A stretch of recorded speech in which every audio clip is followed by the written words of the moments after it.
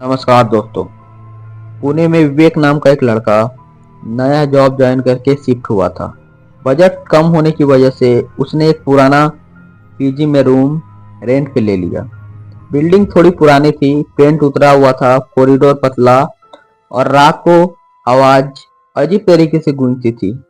विवेक का room third floor के corner पर था और बिल्कुल उसके बगल में एक पुराना रूम था जो हमेशा लॉक्ड रहता था। पहले दिन ही विवेक ने मकान मालिक से मजाक मजाक में पूछ लिया कि अंकल, ये हमेशा रूम बंद ही क्यों रहता है।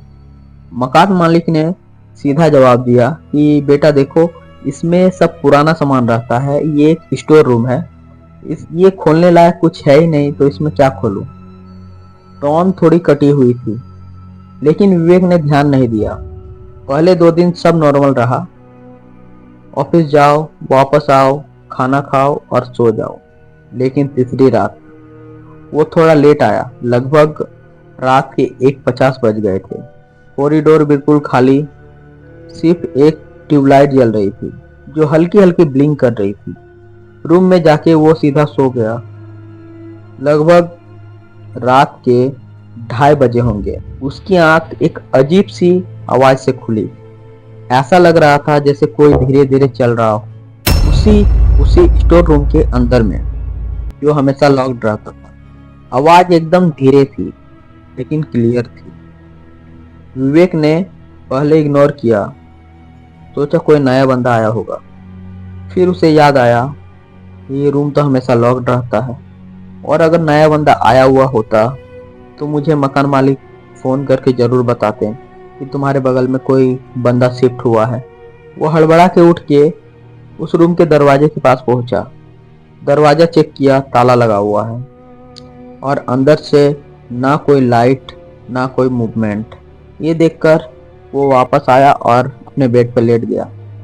5 मिनट बाद फिर आवाज आई, इस बार चलने के बाद रुकने की भी, जैसे कोई वॉल के बिल्कुल पास आकर खड़ा हो गया हो। विवेक चुप हो गया। फिर वॉल पर हल्की सी स्क्रैच की आवाज आई, नीचे से ऊपर तक, जैसे किसी ने नाखून से लाइन खींची। उसके हाथ ठंडे पड़ गए। उसने लाइट ऑन कर दी और जैसे ही लाइट ऑन हुई आवाज एकदम बंद हो गई। उसे लगा मन का वहम होगा, तो फिर उसने लाइट ऑफ की और सो गया।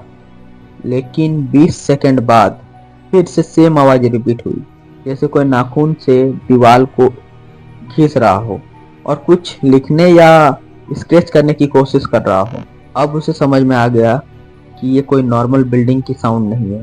सुबह उसने ओनर को सब बताया। ओनर ने तुरंत बोला, पाइपलाइन की आवाज है बेटा, ऐसा प्राय आता ही रहता है, तुम इस पे ध्यान मत दो और ये सब चीजें इग्नोर करो। लेकिन विवेक को यकीन नहीं हुआ क्योंकि साउंड बिल्कुल पैटर्न में थी, रैंडम नहीं। अगली रात विवेक ने डिसाइड किया कि अगर कोई साउंड आई तो वो रिकॉर्ड करेगा। वो फोन रिकॉर्डर ऑन करके सो गया। लगभग रात के 2:17 में फिर से पैरों की आवाज शुरू हो गई, इस बार ज्यादा तेज। रूम के एक कोने से दूसरे कोने तक, फिर वहां से दूसरे कोने तक। उसके बाद वॉल पर 3 बार नॉक, बिल्कुल उसके बेड के पीछे। उसका बेड उस रूम के दीवार से सटा हुआ था। विवेक के हाथ पैर सुन्न हो गए। विवेक कितना ज्यादा डर गया कि वो बेड से उठ नहीं पा रहा था।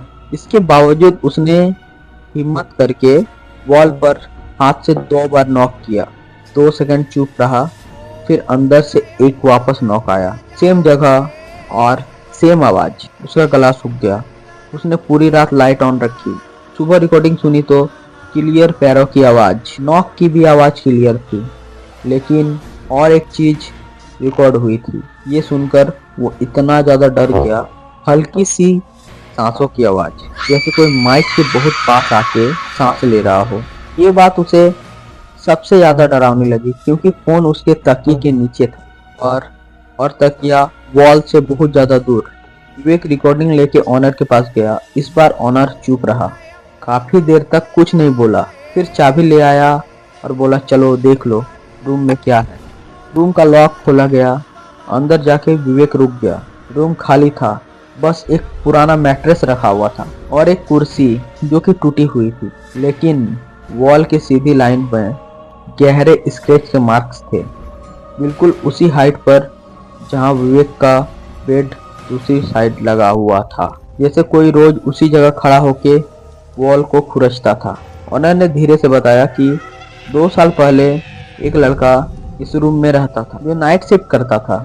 वो कंप्लेन करता था कि रात को उसको साइड वाले रूम से चलने की आवाज आती है और कोई वॉल पर नॉक करता है।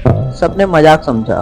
तंग आकर उसने रूम चेंज कर लिया और जो रूम में आवाज आती थी उस रूम में शिफ्ट हो गया।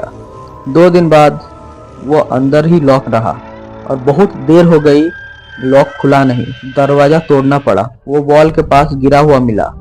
रिपोर्ट में हार्ट फेलियर मिला, लेकिन उसके नाखून टूटे हुए थे, जैसे उसने रात भर दीवार को खुरेचा हो। विवेक ने उसी दिन पीजी छोड़ दिया।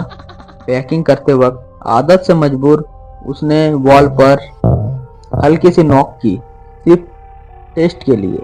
2 सेकंड कुछ नहीं हुआ, फिर अंदर से धीमा सा नॉक वापस आया, सिर्फ एक। विवेक ने पीछे मुड़कर नहीं देखा, रूम बंद किया और सीधा निकल गया।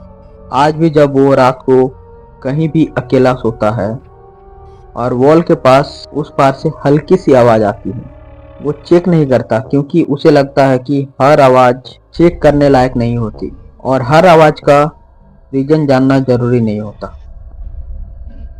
तो दोस्तों, आज के लिए बस इतना ही। मिलते हैं अगले किसी स्टोरी पर।